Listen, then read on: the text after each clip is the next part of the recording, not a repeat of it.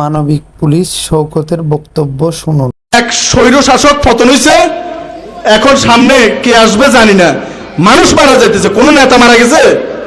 আপনি যে দলই করেন না কেন, দলের নেতার লাভ নারী নিয়ে শুয়ে থাকবে, ছয়তলা বিল্ডিং করবে, টেন্ডারবাজি করবে, সংসদের আসনে যাবে, নিজের আত্মীয় স্বজন সবারে, ভাগিনারে, নাতিরে, ফুতেরে, ওই ইউনিয়ন পরিষদের চেয়ারম্যান, উপজেলা চেয়ারম্যান, ওই এটা চেয়ারম্যান, ওই চেয়ারম্যান, এগুলো সবকিছু আত্মীয় স্বজনের মধ্যে বন্টন করে দিবে। কথা কি ঠিক আছে কিনা?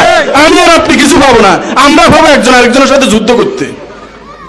এই যে এত বড় একটা অভ্যর্থন হয়েছে, এক স্বৈর শাসক পতন হয়েছে, এখন সামনে কে আসবে জানি না। মানুষ মারা যাইতেছে, কোন নেতা মারা গেছে? ওবায়দুল কাদের মারা গেছে? মির্জা ফখরুল সাহেব মারা গেছে? জামাতের আলী সাহেব মারা গেছে? যাবে না, ওনারা সবাই একসাথে বসে মিষ্টি খাবে আর আপনি গুল্লি খাবেন। এই জন্য এদিকে যাওয়ার দরকার নাই। এই খাজুরিয়া সমাজ কল্যাণ সংস্থার মতো সমাজ কল্যাণ সংস্থা প্রত্যেকটা জেলায়, থানায়, ইউনিয়ন পর্যায়ে আপনারা গঠন করেন। আমরা কোনো চেয়ারম্যান, মেম্বার, মাতবার, এমপি, মন্ত্রী আমাদের প্রয়োজন নাই। এটাই আমাদের জন্য যথেষ্ট।